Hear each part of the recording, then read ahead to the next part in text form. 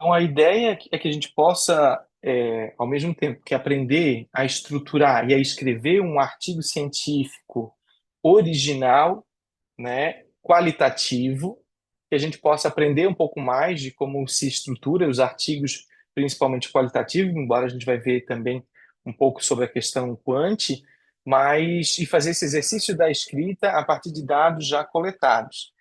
Então, eu gostaria aqui de compartilhar com vocês, só lembrando que a oficina de artigos está baseada numa pesquisa realizada pela Saúde Fármacos, que é uma ONG da América Latina, e que essa ONG ela estuda a questão do acesso ao medicamento, né, de uma forma racional e para a América Latina de uma forma em geral.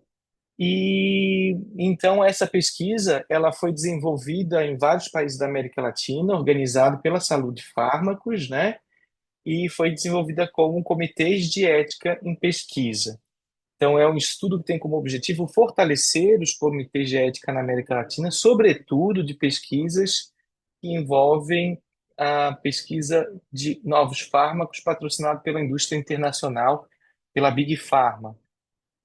Esse estudo teve patrocínio também da Universidade El Bosque, que é uma universidade da Colômbia, e é desenvolvido em alguns países que participaram, né, por exemplo, da Argentina, do Brasil.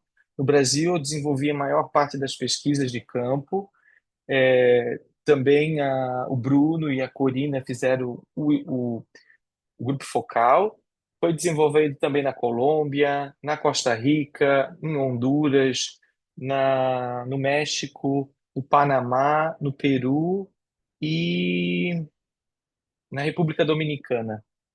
Só olhar as bandeiras às vezes fica um pouquinho mais difícil.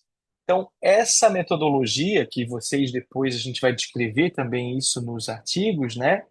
Foi uma metodologia que foi consensuada entre os participantes de cada país e foi utilizado instrumentos de coleta de dados semelhantes em todos os países. Então, teve dois momentos, né?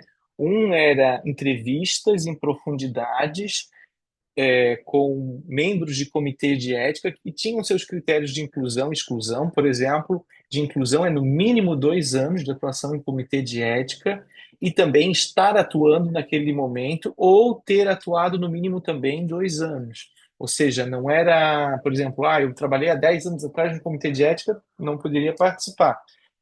E era uma amostragem intencional, que era as pessoas mais críticas e também por bola de neve, que a gente pedia, né, a identificar essas pessoas. Tudo isso depois a gente vai ver na forma do artigo, são informações que vão entrar para o artigo, né? Também foi feita uma revisão do marco legislativo, regulatório de cada país, uma revisão da literatura e essas entrevistas de profundidade com os membros do comitê e grupo focal. Então, cada relatório por país traz, primeiro, né, a análise dos marcos legais de cada país, em segundo, uma revisão da literatura desses países, e em terceiro, que é o nosso objeto principal, as entrevistas em profundidade junto com os grupos focais. Embora a gente também use a revisão da literatura, né, e a legislação.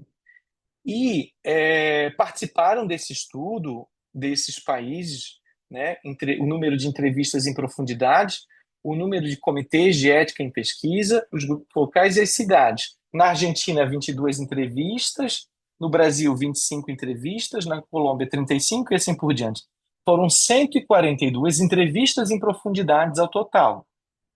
Foram 106 comitês de ética na América Latina que participaram, foram, no total, de 8 grupos focais desenvolvidos e foram 28 diferentes cidades, e que no Brasil foram 9 cidades diferentes, que foram do Sul, do Sudeste, do Norte também participaram, né? Então, esse é o número total. Agora, nem todas as 142 entrevistas tocam os mesmos assuntos. Por exemplo, se a gente for falar do acesso ao medicamento para o participante do estudo, quando a pesquisa clínica acaba, nem todo mundo falou desse tema, né? Ou do uso do placebo, nem todo mundo falou desse tema. Então, os relatórios trazem essas informações gerais, mas tem temas mais aprofundados, menos aprofundados, dependendo do país, né?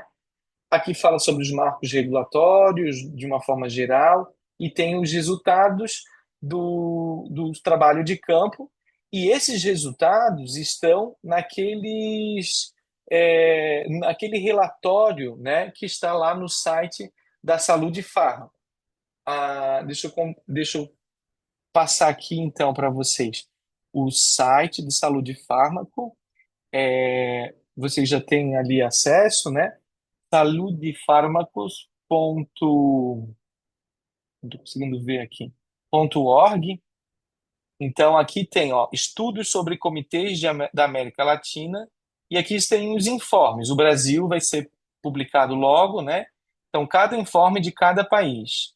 Tem em português também, que eu fiz a tradução, mas originalmente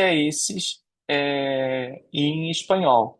Então, cada informe, por exemplo, esse daqui, que é da Argentina, como eu havia falado, tem a primeira parte, que é a análise dos marcos legais e uma revisão da literatura, e a segunda parte, que é o resultado do trabalho de campo.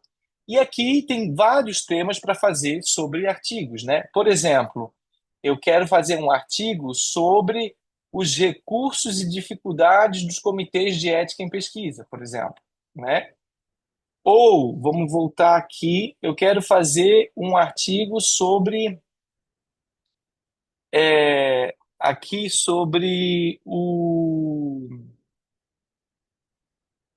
Enfim, tem vários temas, né? Aqui, o acesso ao pós-estudo dos medicamentos experimentais, ou sobre a relação entre os comitês de ética e a questão no caso do Brasil, seria a Anvisa, né? Do órgão regulador, né? Então, aqui tem vários temas, ó, sobre os contratos. Quero fazer um estudo sobre os contratos, sobre as políticas de seguro, né? Sobre a capacitação dos membros. Enfim, tem vários assuntos que a gente pode fazer. Eu vou pegar aqui denúncias, por exemplo, né? Controle de qualidade. Enfim, aqui tem várias possibilidades de possíveis artigos que podem ser feitos, né? Eu vou pegar aqui um exemplo que eu já estou desenvolvendo, que é o acesso pós-estudo. Então, nessa parte do acesso pós-estudo, tem aqui tudo já pré-categorizado, né? É pouca coisa na Argentina, em outros países tem mais. Sobre o consentimento informado, por exemplo, é um tema muito interessante, trabalhar o consentimento informado, né? Então, aqui a gente tem vários relatórios, a gente vai pegar um tema desse e escrever o artigo, né? Então, uma coisa que é muito interessante a gente fazer a gente pode também escolher, por exemplo, depois do tema que a gente quiser, dependendo do artigo que a gente fizer, a revista para onde a gente vai mandar, né? Então, a gente tem, por exemplo, algumas possibilidades. Aqui eu vou pegar um artigo meu, foi publicado junto com a Núria, essa mesma da Saúde de Fármacos, né? Que é um artigo, não é tão estruturado como esse que a gente vai fazer, que é um artigo original, mas aqui é um artigo de uma análise muito mais documental, né? Então, só para vocês terem uma noção, dependendo da revista que a gente quiser, a gente pode escolher, né, onde a gente vai mandar. Eu vou copiar esse abstract aqui, o resumo que eu escrevi. Veja que esse resumo não é um resumo estruturado entre introdução, objetivo, metodologia, conclusão, né? Não é tão estruturado, é um artigo mais de revisão. E aqui a gente tem algumas formas de poder encontrar um artigo que a gente queira publicar, por exemplo, aonde que a gente vai publicar, né? Por exemplo, isso aqui é a revista Elsevier, tem o Journal Finder. Eu vou colar o meu abstract aqui e vou ver que revistas eles sugerem para eu publicar esse meu artigo de ética em pesquisa? Ó, como é uma questão de política de saúde, ó, ele sugere o Health Policy in Technology, ou Dialogues in Health, ou Government Information Quarterly, que é quarterly porque é publicado 4 vezes ao ano, ou assim por diante, ó, jornal, tipo, doenças infecciosas e saúde pública, porque eu falei sobre pandemia, aquele artigo, então, doenças infecciosas e saúde pública, né? E assim por diante, ó. International Journal of Medical Informatics, que eu acho que não se aplica. Enfim, tem umas coisas que não. International Journal of Drug Policy, acho que se aplica, mas esse de Integrative Medicine, acho que não se aplica. Por exemplo, né? Ou aqui, ó, aqui é uma outra revista, Taylors e Francis. Eu vou colar a mesma coisa aqui, só para vocês verem que ele vai fazer umas sugestões de artigos que a gente poderia publicar. The American Journal of Bioethics, por exemplo, né? A Latin America Science, Technology and Society, outra revista, porque o estudo fala da América Latina. Global Security, Health, Science and Policy, outra revista. Global Public Health. Vejam que, assim, várias possibilidades. Global Bioethics. Então, dependendo do assunto que a gente trabalhar, a gente pode pesquisar a revista. Ou, agora, começando mais na temática, perdão, ou começando mais na temática do artigo, dos tipos de artigo, né? A gente consegue também já ter algumas revistas. Vamos passar aqui para a saúde pública. Vocês estão acompanhando aqui, só para saber, eu não estou conseguindo ver, se vocês conseguem ver a tela aqui dos artigos, né? Acho que Agora tá, abriu, prof. tá. Então aqui, ó, revista de saúde pública. Então, por exemplo, na revista de saúde pública, a gente tem aqui algumas instruções para os autores, né? Então, informações gerais sobre a revista de saúde pública, a estrutura do texto, que é a aula de hoje. Veja que assim, ó, hoje a gente vai aprender justamente isso aqui, ó. O texto do manuscrito da pesquisa original, que é o que a gente vai fazer, deve seguir a estrutura conhecida como IMRD, que é introdução, métodos, resultado e discussão, né? Ó, se eu clicar aqui, ele vai para a estrutura do texto e diz o que deve conter em cada um. E aqui ele também traz algumas informações muito relevantes, que, por exemplo, para o nosso caso, aqui tem um checklist para pesquisas qualitativas. Não é esse que eu vou mostrar hoje para vocês, mas isso é uma possibilidade, né? Tem outros para pesquisas mais quantitativas, mas para pesquisas qualitativas também tem um checklist. Ou seja, a gente vai fazer um artigo, é bom a gente olhar esse checklist para ver se está tudo ali contido no nosso artigo, né? O OrcID, que é importante que vocês tenham, não sei se todo mundo já tem, mas isso é uma questão importante que vocês já façam, se inscrevam, né? Nesse OrcID, que é uma identidade científica, digamos assim, né? E aqui tem as características dos artigos que aceitam na revista de saúde pública, que é da Faculdade de Saúde Pública da UFSC. Os artigos originais, pode ser qualitativo como quantitativo ou misto, né? Vejam, artigo original, 3.500 palavras, excluindo-se resumo, tabelas, figuras e referências. Máximo de 5 figuras e tabelas, né? Máximo de 30 referências. E resumo de até 300 palavras. Mas a gente pode fazer uma comunicação breve, que comunicação breve não está nesse artigo original, introdução, desenvolvimento, método, conclusão. É uma forma mais livre de a gente escrever uma comunicação breve. Ou artigos de revisão, né? Que a gente pode ter aqui 4.000 palavras, e os artigos de revisão, a gente pode ter, por exemplo, revisão narrativa ou revisão crítica, que é o mais qualitativo, né? Pode ter comentários, que são 2.000 palavras, um comentário sobre um assunto relevante, né? E assim por diante. Essa é a revista de saúde pública. Aqui a gente tem a Cadernos de Saúde Pública, que é lá do Rio de Janeiro, da Escola Nacional de Saúde Pública Sérgio Arouca. Então eu vou passar aqui, ó, para instruções aos autores. Então, aqui eles falam das instruções dos autores, né, que não há taxas, enfim, e forma de preparar. Quais são os tipos de artigo que eles aceitam? Perspectivas, que é uma análise conjuntural de interesse imediato de importância para a saúde coletiva. Por exemplo, de ética em pesquisa, nós estamos aí com uma lei aprovada no ano passado, de ética em pesquisa, que ainda falta regulação de vários pontos da lei. Isso é um bom artigo para perspectiva. Eu não preciso fazer introdução, desenvolvimento, método, conclusão, perdão, introdução, objetivos, né, na introdução, metodologia, resultado, discussão e considerações finais. Aqui é muito mais livre. Eu posso ter um debate, que é um tema acompanhado com comentários de outros autores, espaços temáticos, que depende da chamada, né? Aqui, ó, artigos de revisão, que hoje o que a gente vai ver é esses tipos de artigo. Artigo de revisão crítica, né? E temos artigos de originais. Por exemplo, tá aqui, ó, de natureza empírica, como a nossa, que pode ser quali, como pode ser quanti. Veja que aqui a gente tem 6.000 palavras e máximo de 5 ilustrações. É muito semelhante ao outro da revista de saúde pública, né? É semelhante a essa. Mas o que é importante? Que a gente tenha em mente mais ou menos aonde que a gente vai enviar, né? Aqui aceita outro tipo de artigo, questões metodológicas, cartas, né? Por exemplo, tem um artigo publicado e eu acho que esse artigo está mal feito, escrito. Escreva uma carta, ou incompleto, escreva uma carta, por exemplo, né?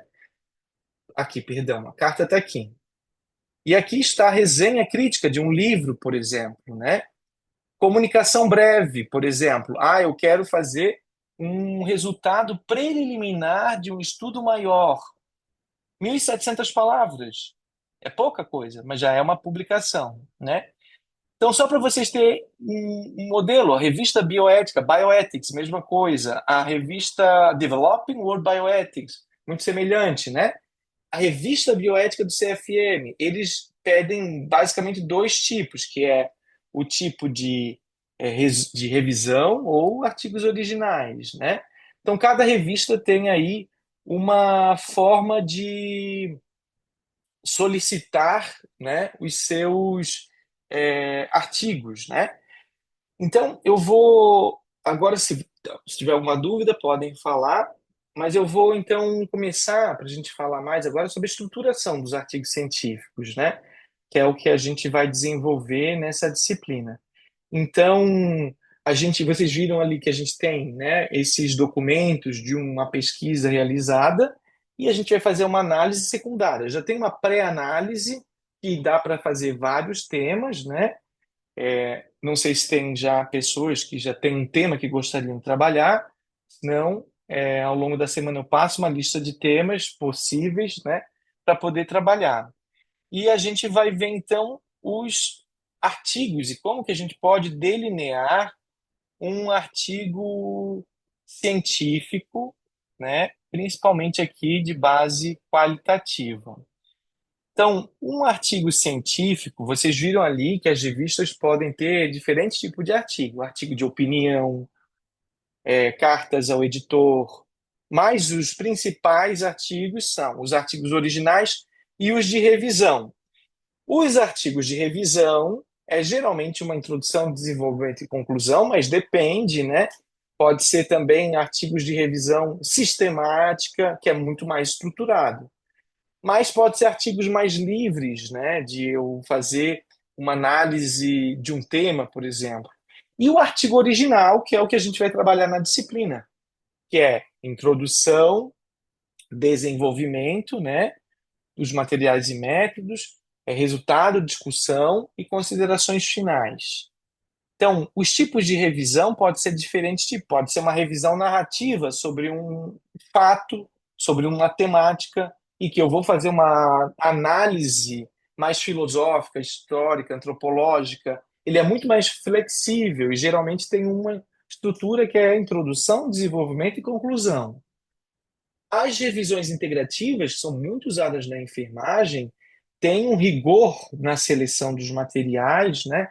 Tem uma certa flexibilidade se comparado com a revisão sistemática de evidências científicas de ensaios clínicos, por exemplo, né? Mas a revisão integrativa ela pode ter ensaios clínicos e outros tipos de revisão narrativa, pode trazer outras publicações que não só os ensaios clínicos, como, por exemplo, a revisão sistemática de ensaios clínicos. Eu quero saber, para determinada questão, qual que é as evidências disponíveis sobre um determinado problema de saúde de uma população ou uma doença, enfim, né? E eu vou pegar esses ensaios clínicos que existem e tentar fazer uma revisão sistemática, né? Eu posso ter, por exemplo, de revisões qualitativas, uma metassíntese qualitativa, que é uma revisão sistemática de entrevistas. Eu poderia fazer isso. Por exemplo, eu quero fazer uma metassíntese qualitativa sobre comitês de ética no mundo. Então, eu vou incluir estudos só que entrevistaram membros de comitê de ética ou pessoas que fazem uso do comitê de ética, pesquisadores, para ver o que eles pensam e fazer uma metassíntese qualitativa do que tem publicado, né? Então, existem diferentes tipos de estudos de revisão. Um dessas metassíntese qualitativa ou as revisões sistemáticas, né? Que são mais quantitativas para ver, por exemplo, a melhor evidência para o tratamento de algum tipo de câncer, ou assim por diante, né? Então, para evidências específicas com um rigor metodológico mais alto. Daí faz análise da qualidade do artigo, faz uma análise de várias questões para a gente ter essa síntese de evidência, né? Então, esses são os artigos de revisão, mas a gente tem os artigos originais. E os artigos originais já existem alguns checklists para pesquisa qualitativa. Vocês viram que ali na Cadernos de Saúde Pública, ou na Revista de Saúde Pública, tem ali um tipo de checklist, né, que eles trazem. Eu quero mostrar dois para vocês. Um é o COREC, que é o Consolidated Criteria for Reporting Qualitative Research, publicado em 2007, e que tem ali alguns focos baseados em entrevistas e grupos focais, muito bom para aplicar no nosso caso, né? E ele tem três domínios, que é a equipe de pesquisa e a reflexibilidade. Por exemplo, quem coletou os dados dessas pesquisas, todos eles eram pesquisadores de ética em pesquisa, de bioética. Então, uma questão que é importante a gente informar nesses resultados. Muito embora os autores dos artigos, vejam bem, serão vocês, né? Juntos, vamos ver que vamos ter que citar quem coletou os dados e vamos ter que falar quem escreveu o artigo, né? Por exemplo, o design do estudo, a análise e os achados, né? Então, os estudos qualitativos da área da saúde usam muito o COREC. Tem as diretrizes Equator para pesquisa qualitativa, que é esse aqui que eu vou mostrar um pouco mais para vocês, que é o Standard for Reporting Qualitative Research. É um pouco mais atualizado, por isso que eu escolhi focar um pouquinho mais nesse, que são as formas que trazem o que deve conter, os itens que deve conter num artigo original, né, de pesquisa qualitativa, que esse é o nosso enfoque da disciplina. Então, o objetivo dessas diretrizes é melhorar a clareza, a transparência do artigo qualitativo, e ele tem uma abrangência de entrevistas, grupos focais, observações, análise de conteúdo, um pouco mais ampliada do que o anterior e atualizada em termos da publicação, embora o anterior, né, o Corec, é muito bom também para a gente poder utilizar. E outra, vocês podem utilizar todos esses, né, que quanto mais a gente utiliza esses critérios, melhor a gente vai ter um mais consolidado. Então, vejam que aqui os itens principais, a justificativa da abordagem qualitativa, a descrição do referencial teórico, o papel do pesquisador e a reflexibilidade, né, de pensar sobre essa questão da pesquisa, os critérios de rigor, as técnicas de coleta de dados e as considerações éticas. Agora a gente passa para a estruturação do artigo propriamente dito. Então, nos dois tipos de artigo, tanto o artigo de revisão quanto o artigo original, existe uma certa flexibilidade para a gente estruturar essas seções dos artigos, e isso vai ocorrer algumas subdivisões de acordo com a necessidade do artigo, dos pesquisadores, dos autores, né? Ou ainda da própria revista. Existem revistas que permitem uma flexibilidade maior, outras querem uma coisa mais estruturada. Então, nos elementos da estruturação do artigo, a gente tem os elementos pré-textuais, como título, resumo, as palavras-chave, que é antes mesmo do corpo do artigo propriamente dito, que são os elementos textuais, né? Introdução, método, resultado e discussão e considerações finais. Ou ainda introdução, desenvolvimento e conclusão, né? Essa introdução, desenvolvimento e conclusão é muito mais num artigo de revisão, né? Ou um ensaio filosófico. O que a gente vai trabalhar aqui é mais a lógica do artigo original de pesquisa de campo, né? Qualitativo. E os elementos pós-textuais, que são as referências, que são a fonte de financiamento, que é o conflito de interesse que vocês têm que declarar ao enviar um artigo. Então, no elemento pré-textual, título, resumo e palavra-chave, é muito importante que o título seja conciso, objetivo, que utilizem as palavras para despertar o interesse dos leitores, né? Isso é importante, e traz o tema do estudo e ainda pode, ou não, mas pode incluir a abordagem do estudo. Por exemplo, se é uma etnografia, se é uma teoria fundamentada em dados, se é uma análise de conteúdo, né? Pode, não é obrigatório. E os métodos de coleta de dados, por exemplo, entrevistas, que não é usual que se faça isso. Mas a gente pode fazer, por exemplo, se eu pegasse todos esses dados coletados, 140 e tantas entrevistas, eu poderia fazer, que não foi o caso, mas eu poderia ter feito uma a teoria fundamentada em dados. Então, a teoria fundamentada em dados tem toda uma trajetória. Então, eu poderia falar, né? Por exemplo, o título do artigo: a proteção dos participantes de ensaios clínicos patrocinados pela indústria farmacêutica na América Latina. Dois pontos. Uma teoria fundamentada em dados. Eu estou falando, então, portanto, da abordagem do estudo, né? Ou eu posso falar é, é, o, o uso do placebo em aspectos éticos do uso do placebo em ensaios clínicos na América Latina. Dois pontos. É, a percepção dos membros de comitê de ética em pesquisa. Aí você já está dizendo já uma temática específica no olhar de quem, né? Poderia ser de outros, poderia ser da indústria, poderia ser dos participantes, né? Mas aqui é dos membros do comitê de ética, por exemplo, né?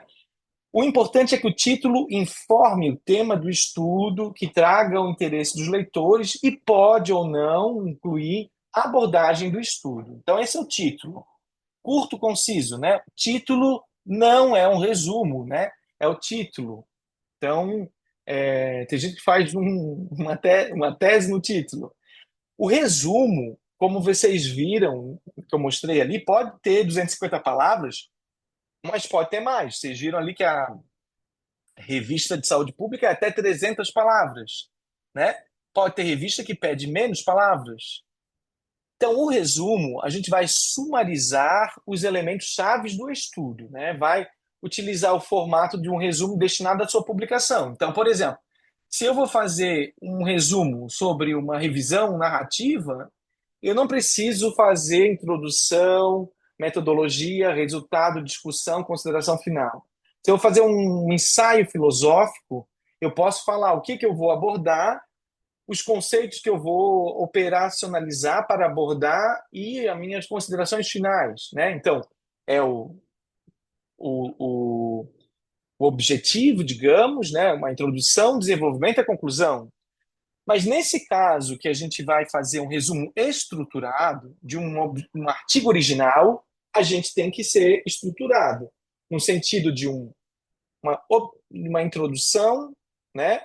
O objetivo, a metodologia, Os resultados e discussão pode até estar junto, mas pode estar, inclusive, separado resultado, discussão e considerações finais. Ou resultados e discussão juntos, né? Ou ainda, tem gente que coloca resultados e considerações finais, né? Nós vamos sugerir aqui na disciplina que a gente faça bem estruturado entre introdução, objetivos, metodologias, resultado, discussão e considerações finais, né? E aqui a gente vai depender da revista, mas as palavras-chave também é importante, que são palavras que descrevem o estudo, que tem a ver com o estudo, e que estejam preferencialmente nos termos no DEX ou MESH. DEX é o Dicionário de Ciências da Saúde, né? E o MESH Terms é esse também grupo de termos dessas ciências da saúde também. Então, ambos a gente bota ali no Google, vocês vão ter ali e vão procurar o que, que quer dizer, o que, que tem disponível ali. Por exemplo, placebo tem, ética em pesquisa tem. Só que ética em pesquisa é muito amplo. Então, eu posso ter ética em pesquisa com animal, ética em pesquisa com seres humanos, ética em pesquisa clínica, né? História da ética em pesquisa, pode ser muita coisa. Então, os descritores ou os MASH terms DEX são descritores, né, de ciências da saúde, o MASH terms, ambos são os que já são consagrados na literatura. Então, é importante a gente utilizar de 3 a 6, dependendo da revista que a gente for enviar, e que eles estejam já cadastrados previamente nessas bases, né? Não, nada impede que vocês coloquem um artigo que não esteja cadastrado, mas não é o ideal, né? Vou dar um exemplo da minha profissão. Formei em naturologia. Não existe esse descritor, mas existe o descritor naturopatia, que é semelhante, por exemplo, né? Só para citar um exemplo. Então, esses são os elementos pré-textuais. E é muito importante que o resumo seja muito bem estruturado. E agora a gente vem os elementos textuais, né? A introdução, a metodologia, os resultados e discussões e as considerações finais. Na introdução, a gente tem que contextualizar o problema a ser abordado, temos que trazer os conceitos principais que precisam o leitor entender para entender o artigo.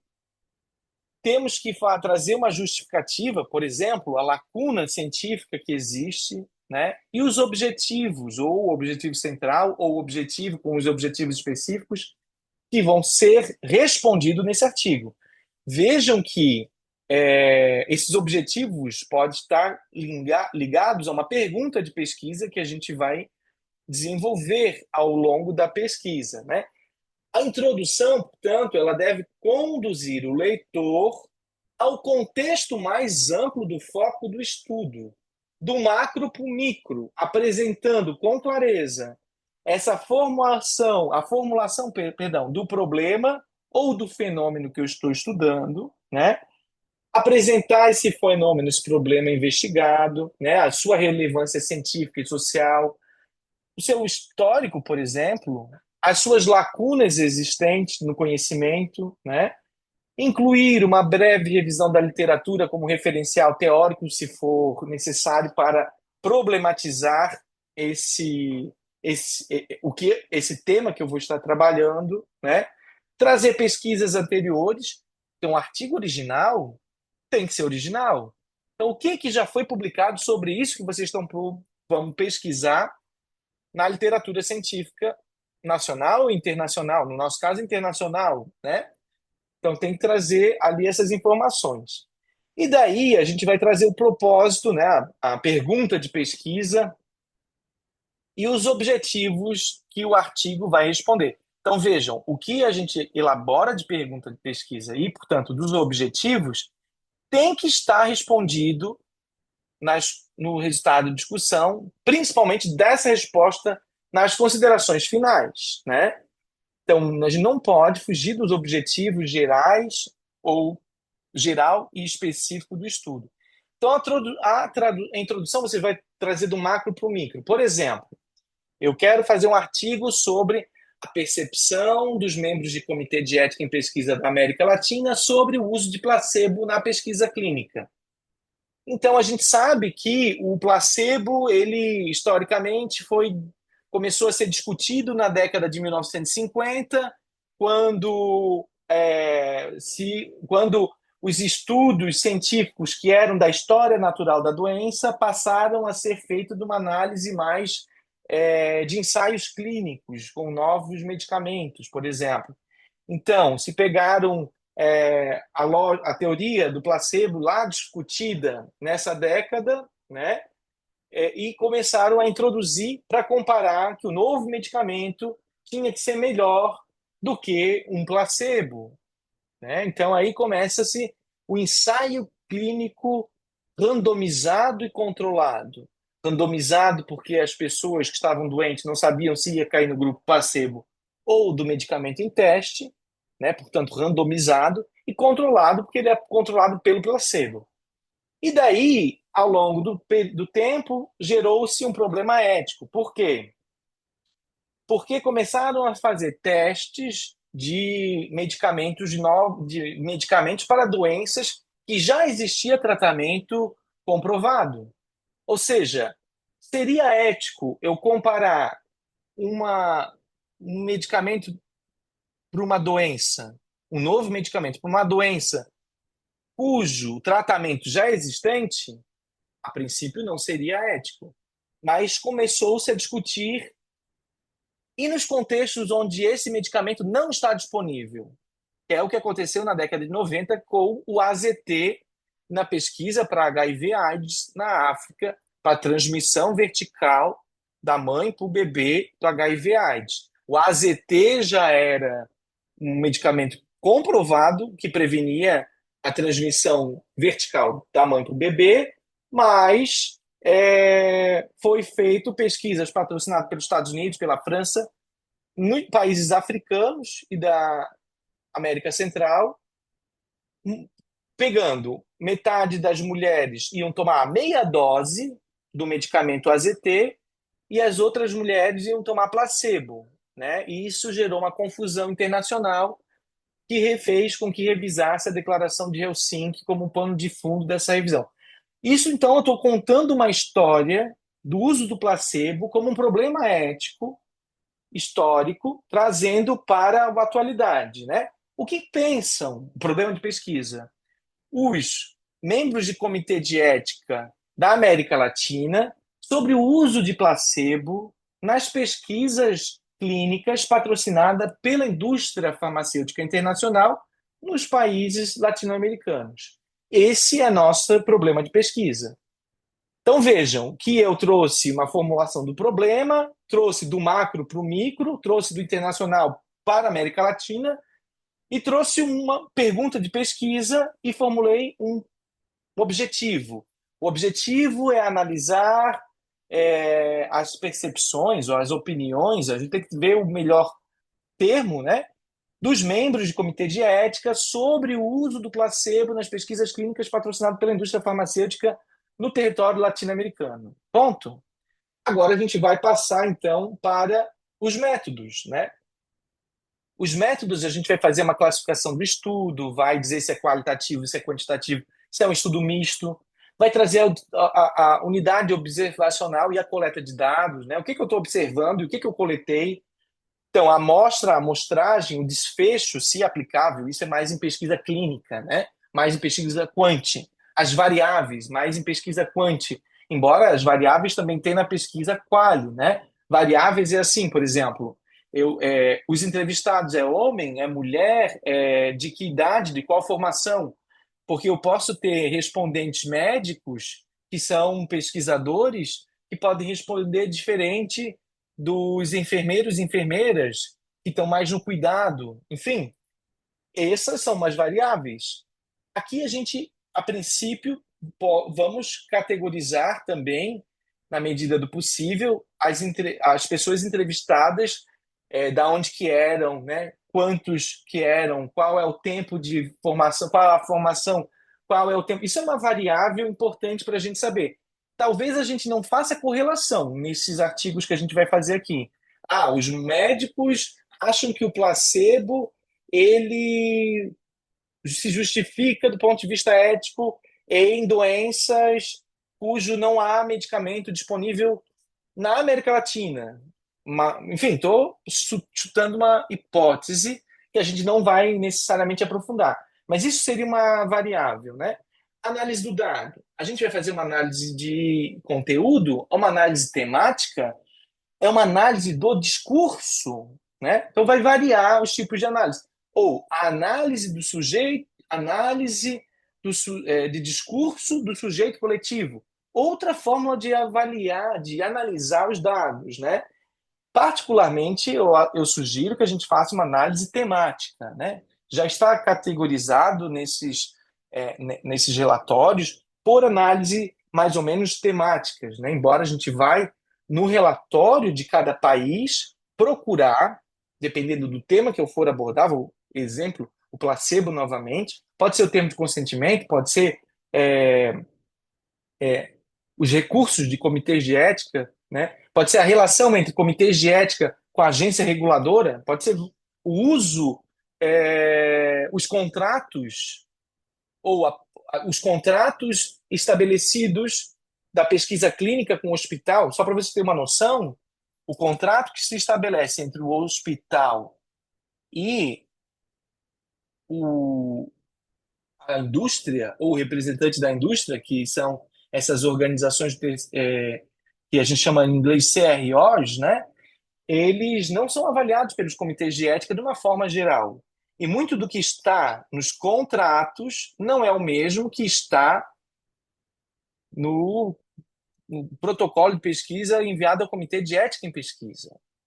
Isso é um tema muito interessante para ser estudado em termos de um artigo, por exemplo, né?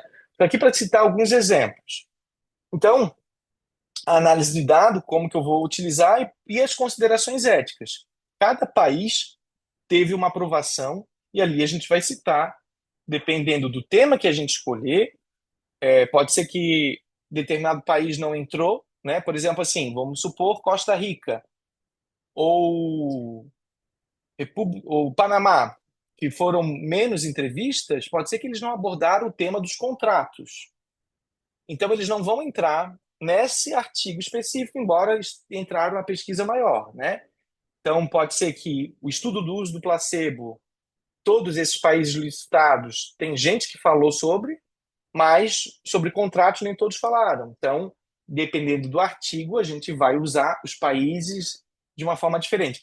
O que eu quero dizer é que, se eu vou falar do placebo, eu vou pegar ali o meu documento de cada país, do Peru, do México, da Colômbia, eu vou ver lá na parte que fala sobre o placebo, mas eu vou procurar pesquisar no documento como um todo outras coisas que falaram sobre placebo, né? E a gente pode botar ali a palavra placebo e localizar para ver se tem outras partes do relatório o que se fala sobre placebo para a gente trazer essas outras falas, né? Ou as legislações para auxiliar na construção da introdução ou mesmo na discussão dos resultados, né? Porque o foco do nosso artigo vai ser as entrevistas. A gente vai analisar as entrevistas e complementar a análise com os dados da legislação, com os dados da literatura científica daquele país e internacional. Então, no caso das considerações éticas, a gente vai informar que foi aprovado, que a gente teve esses cuidados, né, que já estão realizados. Sobre o método, por exemplo, na classificação do estudo, no nosso caso, a gente vai definir que é um estudo qualitativo de uma pesquisa de campo. A gente vai dizer quando que foi realizada essa pesquisa de campo, entre qual ano, e assim por diante, né? A unidade observacional, a gente vai discutir as características dos critérios de inclusão, dos critérios de exclusão, do tamanho da amostra e da amostragem, né? O cálculo da amostra, se fosse uma pesquisa quantitativa, mas não é. Nesse caso, a amostra é o conjunto de participantes, né? Quem participou? Membros de comitês de ética em pesquisa. Qual foi a amostragem? A amostragem foi não probabilística, por conveniência e bola de neve. Perdão, intencional e bola de neve. Por quê?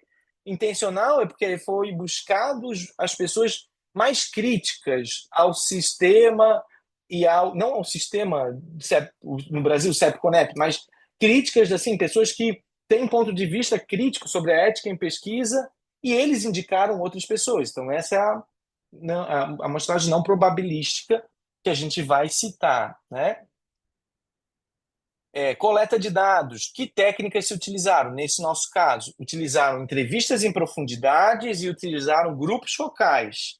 Dependendo do tema, pode ser que o grupo focal não abordou o tema dos contratos, por exemplo. Então, a gente vai dizer no artigo que é entrevista em profundidade. E como é que foi feito essa coleta de dados, né? Então, isso a gente vai descrever por menor quem coletou os dados. Tudo isso de uma forma bastante detalhada, seguindo os critérios para relatar pesquisas qualitativas. Qual que é a análise de dado? Por exemplo, a gente vai utilizar, podemos utilizar diferentes técnicas de análise de dados. A gente pode, como eu falei, utilizar o discurso do sujeito coletivo. Dá para usar, é um pouco mais difícil de usar no nosso caso aqui, a análise do discurso, porque os dados já estão previamente categorizados por tema. Então é mais fácil a gente dizer que a gente vai fazer uma análise temática, por exemplo, né? Então a análise do dado depende da forma com que a gente quer trabalhar esses dados. Eu particularmente sugiro que seja uma análise temática, embora possa se utilizar outros tipos de análise, como eu falei do discurso do sujeito coletivo, que vai ser uma forma diferente de apresentar os resultados, mas fica interessante também. Também é muito interessante essa forma. E se utilizar algum tipo de software, por exemplo, o Atlas TI usou algum software de análise de dados qualitativos, a gente tem que dizer que foi utilizado. As considerações éticas, que não é só o número de aprovação, mas, por exemplo, usamos o DeepSeek, o ChatGPT, ou qualquer um essas inteligências artificiais, a gente tem que citar nas considerações éticas da forma com que a gente utilizou. A gente utilizou para fazer a correção ortográfica. Nem precisa informar por considerações éticas. E eu espero que vocês usem para fazer essas correções ortográficas, né? Agora, eu usei para categorizar os dados, sei lá. Daí tem que dizer e assumir a responsabilidade por isso, né?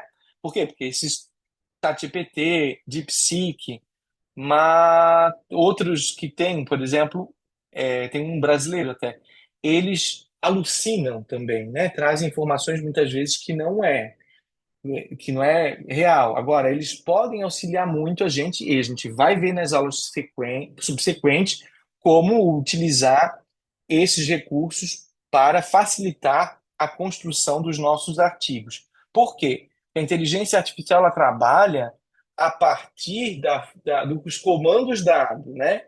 E eu posso, por exemplo, colocar minha metodologia ali e dizer, ah, pego os critérios do Corec ou do Strobe ou de qualquer tipo de critério e coloco, né, os dois documentos. Coloco o meu artigo e esses critérios. Pergunto, faça uma análise desses critérios para ver se todo está.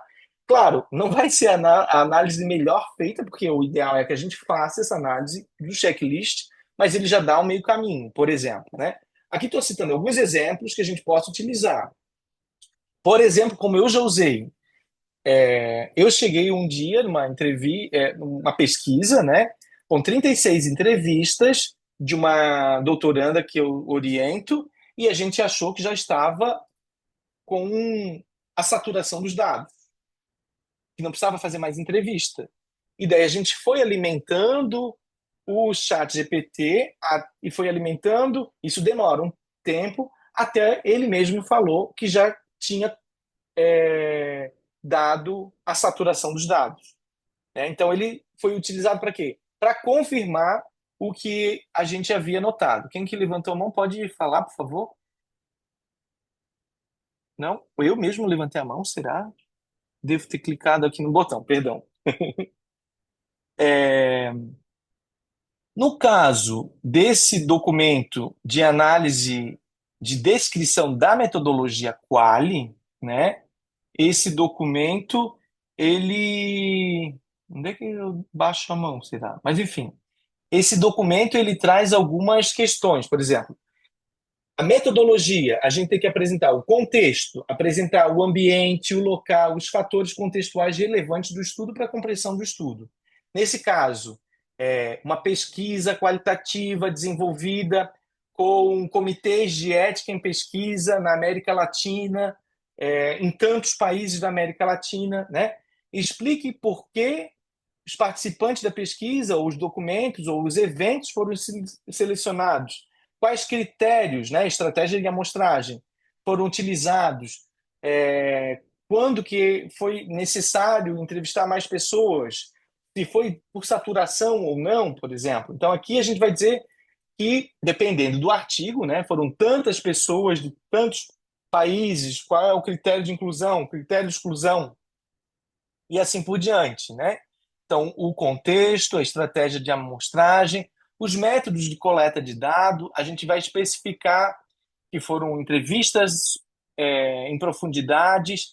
A gente pode, por exemplo, quando submeter o artigo, enviar junto em anexo todo o material de utilizado, que era o roteiro de entrevistas, por exemplo. A gente pode fazer menção ao relatório completo de todos os países que a gente utilizou, por exemplo, né? Isso tudo a gente pode colocar no artigo, porque isso é ciência aberta, né? A gente informar as fontes dos dados. A coleta de dados, portanto, também teve a questão do grupo focal. Então, a gente pode fazer ali, descrever que foi usado o grupo focal. Dependendo, a gente pode utilizar outras informações, né? Ah, você teve triangulação de fontes, de métodos. Por exemplo, triangulação de fontes. Pode ser diferentes fontes. Nesse caso, a gente pode utilizar, por exemplo, assim, entender que os entrevistados sobre ética em pesquisa pode ser de diferentes fontes. Eu posso entrevistar o membro do Comitê de Ética em Pesquisa, eu posso entrevistar o pesquisador, eu posso entrevistar o participante de pesquisa. Então, isso é triangulação de fontes de dado. Como eu posso fazer uma triangulação de métodos de coleta de dado? Nesse caso da nossa pesquisa, não é uma triangulação de fontes de dado. É um grupo só que é membro do Comitê de Ética em Pesquisa. Mas a gente tem uma dupla forma de coleta de dados, que é entrevistas em profundidade e é, e também grupo focal. Eu poderia ter uma triangulação, que é a aplicação de um questionário auto-aplicável, por exemplo, né? Então, mando o questionário, as pessoas preenchem. Assim eu teria uma triangulação de métodos de coleta de dados, né? Ou eu poderia fazer uma pesquisa documental, uma pesquisa, uma análise de dados e ainda a fonte de pesquisa com os entrevistados. Também tem essa outra lógica de triangulação, né? E também os instrumentos. Então, como é que foram esses instrumentos? Se foram validados, se foram por questionário, se a entrevista foi presencial, se a entrevista foi online, se como é que foi a transcrição, se teve ou não teve uma validação da transcrição, por exemplo. Nesse caso, alguns tiveram, outros não. Que é assim, ó, quem está fazendo pesquisa qualitativa. Eu posso entrevistar a pessoa, eu transcrevo, hoje em dia já tem aplicativo para transcrever, né? E eu posso enviar novamente para o entrevistado, para a entrevistada, e ela vai validar, vai ver ali. Não, eu não vou colocar essa informação, eu quero dizer outra informação que eu escrevi que eu esqueci, por exemplo, né? Então, essa é uma forma de descrever ao máximo possível os instrumentos de coleta de dados, né? A unidade do estudo, que é a característica dos participantes, quantos que eles incluíram, qual que é o nível que eles tinham, qual que é a formação que eles tinham, né? Detalhar o processo de dados antes e durante a análise, incluindo a transcrição, o gerenciamento dos dados, isso é o processamento dos dados, né? Se foi verificada a integridade dos dados, se tem codificação dos dados, se foi anonimizado os dados. Nesse caso do processamento dos dados, pessoal, a gente já tem isso tudo pronto.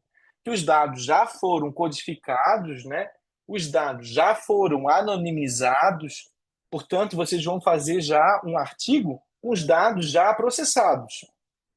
O que a gente vai fazer é pegar esses relatórios e escrever artigos sobre um tema específico com base numa análise secundária de dados, porque esses dados são, embora esses dados são dados primários, né, os dados coletados não foram por vocês. Eu posso dizer que por mim foi, mas é, essa é uma outra característica também, né? E isso vai depender também depois, a gente pode fazer o seguinte também, convidar para participar desse artigo pessoas dessa pesquisa, por exemplo, né? Então, isso a gente vai ter uma aula sobre critérios de autoria. Claro que vocês vão ser autores, né? Isso é óbvio, quem escreve é autor. Mas a gente pode convidar a Núria, o Médici, a gente pode o Antônio Gaudi, pode convidar outras pessoas que idealizaram a pesquisa, né? Para fazer parte desse estudo, e daí a gente já consideraria que era coletas de dados primários. Ah, não vai ser. é, eu vou fazer, não vou convidar ninguém. Então é coleta de dados secundários. Vocês vão fazer uma análise de dados coletados por outros, categorizados por outros, né? Então isso é as informações de processamento de dados. Análise de dados, como eu falei para vocês, que tipo, que inferências, como é que se deu, né? Os dados, como é que foi a análise de conteúdo, contabilizou quantas vezes falaram a palavra tal. Nesse caso, foi uma análise temática, né? E as técnicas para aumentar a confiabilidade, né? Teve auditoria, teve verificação com outros membros. Por exemplo, como eu falei, todos os dados coletados eram por membros de comitê de ética em pesquisa com experiência na área. Então, isso é uma forma de aumentar a confiabilidade dos dados. Então, tudo isso a gente vai escrever. E as questões éticas, né, comprovado, foi aprovado por comitê de ética, e tudo isso está descrito nesses relatórios. E, inclusive, não só essas questões de comitê de ética, mas também de se usar inteligência artificial para alguma coisa, tem que citar também que é uma questão ética. Agora a gente entra nos resultados e discussão, né? Os artigos, então, podem estar, às vezes, quantitativos, muitas vezes é resultado separado, né? E os artigos qualitativos geralmente escrevem junto essas duas seções. Aqui vocês podem fazer separado ou junto, né?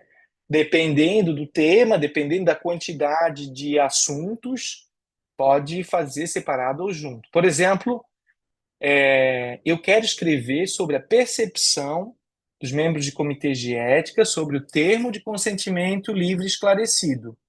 Esse, gente, é uma das questões que foram abordadas com todos os participantes de pesquisa. Então, vocês vão ter quase 142 participantes respondendo sobre a mesma coisa. Então, neste caso, talvez seja interessante fazer resultado e as discussões. O resultado, categorizando diferentes temas sobre o tema do termo de consentimento livre esclarecido. Como diferentes temas? Eu posso falar sobre o processo de obtenção, eu posso falar, dependendo do tema que surgiu nessas entrevistas, eu posso falar sobre a coerção no processo da assinatura, eu posso falar sobre vários assuntos que ali estão colocados, né, nesses resultados, porque é um tema, um dos mais largos dos resultados é esse, o termo de consentimento livre esclarecido. E os resultados, portanto, né, se a gente fizer separar os resultados da discussão, vejam que os resultados, nesse modelo de reportar dados qualitativos, a gente tem que fazer uma síntese e interpretação, que é elencar os principais descobertas, as principais interpretações e inferências do tema, pode incluir o desenvolvimento de uma teoria ou modelo com integração de pesquisas com teorias anteriores. Nesse caso, uma teoria, se a gente utilizasse, que não vai ser o, a teoria, por exemplo, a metodologia da teoria fundamentada em dados, né? A teoria fundamentada em dados, ela daria essa lógica de um resultado e depois a discussão. Porque a teoria fundamentada em dados vai formular uma teoria que depois você vai discutir, né? Não é o nosso caso aqui, Mas, como eu falei, se vocês quiserem escrever sobre o termo de consentimento livre esclarecido, é um dos maiores temas, então a gente pode elencar vários assuntos discutidos sobre o tema, né? Pode até fazer uma tabela, um quadro, perdão, e depois a gente explicar nos na discussão, perdão. A gente vai fazer a ligação com os dados empíricos, né? Adicionar evidências, por exemplo, citações, anotações de campo, trechos de textos. Então, assim, eu tenho 140 entrevistas que falam sobre termo de consentimento. Eu não vou fazer num quadro todos dar todos esses exemplos, mas eu posso ter do tema de termo de consentimento várias subcategorias da categoria termo de consentimento. Então, eu posso ter processo de obtenção, posso ter compreensão do termo de consentimento, posso ter, por exemplo, validade do termo de consentimento, né? Várias pessoas podem dizer que o termo de consentimento não tem validade, porque as pessoas acham que estão assinando só uma autorização para ter cuidado, que as pessoas confundem tratamento com pesquisa, acham que estão sendo tratados quando na verdade faz parte da pesquisa. Então, isso é tudo temas do termo de consentimento. E eu posso ter um quadrinho sobre o tema compreensão do termo de consentimento, do lado, né? Algumas falas que trazem exemplificações. Por isso, ligação com os dados empíricos. Vou trazer falas que exemplificam esse dado empírico, né? Para corroborar com esses achados analíticos maiores. E a gente tem, então, os resultados. Eles vão ser podem ser quantitativos, né? Quando os resultados podem ser apresentados em textos e ilustrações e devem ser, quando quantitativos, em numéricos, né? Aqui o peço perdão os resultados devem ser apresentados em textos e podem ser utilizados em ilustrações, dados numéricos e devem em quadros, por exemplo, né? Aqui não é só quantitativo, mas tanto quanto quali. Se eu fizer resultados de discussão, né, a gente vai fazer quadro com os resultados. Um quadro de texto, né? Uma tabela com números. Isso é a diferença de tabela para quadro. Tabela é aberta do lado, quadro é fechado do lado. Algumas questões que é mais de forma, né? Os textos não devem repetir os dados que já estão nas tabelas, ou seja, quando você começar a discutir, começar a descrever abaixo da tabela ou abaixo do quadro, você botou um exemplo, você não vai repetir as mesmas informações. Os quadros e as tabelas são autoexplicativas, né? Você vai ler aquilo ali e vai compreender essa categorização. A gente pode utilizar a inteligência artificial para auxiliar a fazer um quadro, por exemplo. Auxiliar, nunca o final, né? O texto não deve repetir, como eu falei, e as tabelas e os gráficos, como eu falei também, deve ser autoexplicativo. Então, aqui é um exemplo de tabela, tabela é numérico, né? Não tem as fechado aqui, vocês devem ter aprendido nas aulas de epidemiologia. Tem um título, né? Aqui uma outra tabela, bastante qualitativa, o desvio padrão, uso do placebo, enfim, aqui é uma pesquisa clínica. Mas eu posso ter uma figura, figura é uma imagem, posso ter uma figura, um gráfico, que aqui talvez a gente não vai usar tanto, né? Aqui uma outra figura, aqui já é um quadro, e aqui a gente vai usar, né? Quadro um, categorias sobre o termo de consentimento e o informado.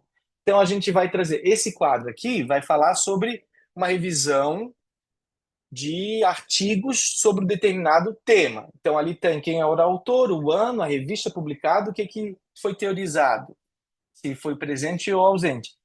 Aqui a gente pode fazer um quadro com o tema, né, enfim, o país da pessoa que falou, um exemplo, né, assim por diante, dependendo do artigo que a gente for fazer. E a discussão, como eu falei, eu acho que mais compreensível a gente fazer resultado e discussão separado se tem bastante informação, mas a gente pode fazer resultado de discussão juntos se o tema escolhido for uma coisa de menos informação. Por exemplo, contratos. O tema do contrato é um tema extremamente importante, mas que boa parte das pessoas não responderam, né? Porque não tem experiência com isso. Então, o tema do contrato, a gente pode fazer um resultado de discussão juntos, em que essas categorias nem necessitem apresentar um quadro, perdão, com os resultados, porque eu posso, ao longo do texto, por exemplo, resultado de discussão, no primeiro parágrafo, eu discuto quais foram os resultados categorizados, temáticos sobre o tema do contrato, e daí eu posso subdividir as sessões dos resultados de discussão com cada uma das suas categorias ou subcategorias que resultaram da pesquisa, por exemplo, né? Por quê? Porque é uma coisa menor do que um termo de consentimento em termos de montante de informação que a gente tem. Então, eu posso, em vez de fazer um quadro com exemplos de falas das entrevistas, eu coloco direto no texto os exemplos de fala das entrevistas. Então, basicamente, eu vou escrever quais eram as grandes categorias de análise dos meus resultados e discuti-los, trazendo o quê? Cada categoria, né? A categoria um, 2, 3, contrato. Conhecimento do contrato pelos participantes do comitê de ética, enfim, é uma categoria. Então, eu vou trazer essa categoria, vou enunciar a categoria, vou trazer duas, três falas que representam e vou discutir com a literatura, né? Isso é resultado de discussão junto. No caso de separados, eu faço uma grande tabela com as suas categorias, subcategorias, trago seus exemplos das falas ali, e na discussão eu não preciso repetir as falas. Não preciso, porque já está lá no quadro. E veja, vocês viram naqueles exemplos que eu dei, que dependendo dos quadros, dependendo da revista, o quadro não entra na contabilização das palavras, dependendo da revista. Ou seja, eu vou falar sobre o termo de consentimento livre e esclarecido, que é um termo bastante informação para eu trabalhar. É melhor fazer um quadro com os exemplos das falas, porque eles não vão contabilizar, dependendo da revista que eu escolher, claro, né? A discussão, então, eu tenho que refinar esses principais resultados da nossa pesquisa, trazer a limitação do método, porque tem limitação, né? Eu não entrevistei todos os membros do Comitê de Ética no Brasil. Neste caso específico, nós entrevistamos, né? A maioria fui eu, mas a gente entrevistou pessoas do Centro-Oeste, do Sudeste, do Sul e poucas pessoas do Norte. Mas, se eu não me engano, não teve ninguém do Nordeste. Pode ser que eu esteja enganado, mas a proporção entre entrevistados do Sudeste e Sul é muito maior do que Norte e Nordeste. É uma limitação, muito embora se faça mais pesquisa clínica no Sudeste, né? Então a gente tem que caracterizar, por exemplo, né, essas limitações e comparar com outros estudos na discussão, trazer estudos científicos que já trabalharam isso, trazer outros estudos internacionais ou nacionais que corroborem nossos dados e fazer as interpretações e ver se a gente traz alguma informação que nenhum dos outros encontraram, por exemplo. Sobre o termo de consentimento, tem muita coisa publicada. Talvez não um estudo tão grande quanto este na América Latina, mas vai ter muita coisa publicada. Então, essas são as interpretações. Aqui, então, naquela lista do que deve conter na discussão, né? Primeiro, integrar com trabalhos anteriores as implicações e a transferibilidade das contribuições para o campo da pesquisa, né? De forma geral, então, fazer um resumo dos principais achados, explicar como os achados e as conclusões se conectam, né? Se sustentam, ou e fazer esse desafio, né? Corroboram com os estudos anteriores, ou trazem um ponto contraditório aos estudos anteriores, por exemplo, né? Se amplia o horizonte do estudo que não estava publicado, alguma coisa sobre o tema, né? Como eu falei, embora seja o maior tema desse estudo, eu acho que é o tema de consentimento livre esclarecido, Tem muita coisa publicada já. Então, o que tem que ver aí, o que que saiu de novidade, né? Limitações, aqui, ó, mais generalizações, né? Identificação de contribuições únicas para o campo do conhecimento. Por exemplo, pode chegar numa conclusão de que o termo de consentimento livre, esclarecido, só serve para indústria farmacêutica não ser imputada de problemas, porque o participante geralmente não compreende. Enfim, na verdade, isso já a literatura já fala sobre isso, né? Mas assim, uma identificação uma contribuição para o campo de conhecimento. E também as limitações, né? Limitações dos achados, a confiabilidade dos achados é bastante importante. Uma das limitações, pessoal, é que boa parte dessas entrevistas foram realizadas já há alguns anos atrás, né? Embora algumas são mais atualizadas, outras já foram utilizadas em 2018. Talvez seja uma limitação ter passado 5 anos, por exemplo, né? Então, aqui um tipo de sugestão de parágrafos, mas não dá para a gente seguir à risca. Um parágrafo dos resultados principais, 2 a 4 parágrafos sobre a limitação de estudos, 1 a 2 páginas comparando os resultados com a literatura, 1 a 2 páginas interpretando os resultados. Isso é uma sugestão que vai depender de cada artigo, de quantidade de trabalhos, né? De número de palavras da revista, que a gente vai ter revista com mais palavras, com menos palavras. E, por fim, as considerações finais, que a gente vai sumarizar o resultado principal, trazer as implicações dessa pesquisa e sugestões para estudos futuros, se foi identificada alguma lacuna, por exemplo, né? Os estudos futuros deveriam ser feitos com participantes de ensaios clínicos, por exemplo, né? Que não é o caso dessa pesquisa, portanto, é uma questão, né? E nesse caso, as considerações finais, a gente não usa citações, né? Não vão, segundo fulano de tal. Não, o fulano de tal é na discussão, é na introdução, mas o fulano de tal não vai estar nas considerações finais, né? Então, aqui, os elementos pós-textuais, as referências, todas citadas, dependendo da revista, entre 25 e 50, como vocês viram ali, a revista de saúde pública Cadernos é 30 referências no máximo, né? Eu já vi artigos com 70, com 90 referências, mas no caso dessas revistas ali, é no máximo 30 referências. Então a gente vai pegar as 30 melhores para discutir o tema, né? Conflito de interesse. Vocês não têm conflito de interesse, mas, sei lá, se fazem parte da indústria, é um conflito de interesse, né? E o financiamento. No caso aqui, a gente tem que citar que esse estudo foi financiado pela Saúde Fármacos e pela Universidade El Bosque, né? Então, é uma fonte de financiamento que teve. E opcionais, agradecimento, a gente pode agradecer aos as pessoas que coletaram os dados, né? Um glossário, se for o caso, geralmente não se utiliza. O anexo e os apêndices, né? Então, apêndice é o que faz parte da pesquisa e anexo é o que está de fora. A minha cabeça é isso que eu digo. Apêndice é aquilo que a gente elaborou para a pesquisa, por exemplo, eu posso botar o instrumento de coleta de dados, né?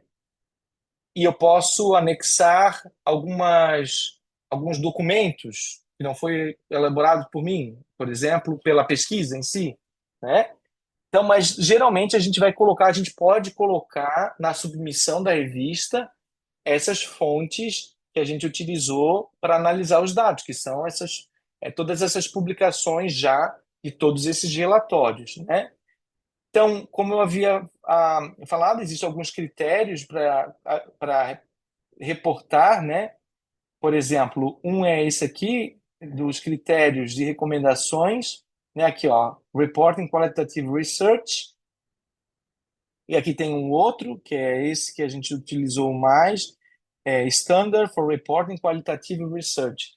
Então, tem pelo menos três mais utilizados, e que a gente pode utilizar os três, ou utilizar um, ou utilizar que a revista sugere, né? Então, de uma forma em geral, é, agora descobri como se faz para baixar a mão, né? Então, lembrando que assim a gente tem que ver, por exemplo, definir, né? Qual que é o tema da pesquisa que eu quero fazer e a partir do tema da pesquisa a gente pode começar a escolher, por exemplo, uma revista que eu queira publicar, né? Então, dependendo do tema da pesquisa, eu escolho a revista e daí é interessante que a gente já vá estruturando na norma daquela revista, né? Já vai estruturando, por exemplo, no número de palavras daquela revista ou no número de referências daquela revista, né? A Juliane pergunta se eu vou disponibilizar esse material. Vou, esses slides vão ficar disponíveis sim, e a gravação também. Eu vou dar um pausa na gravação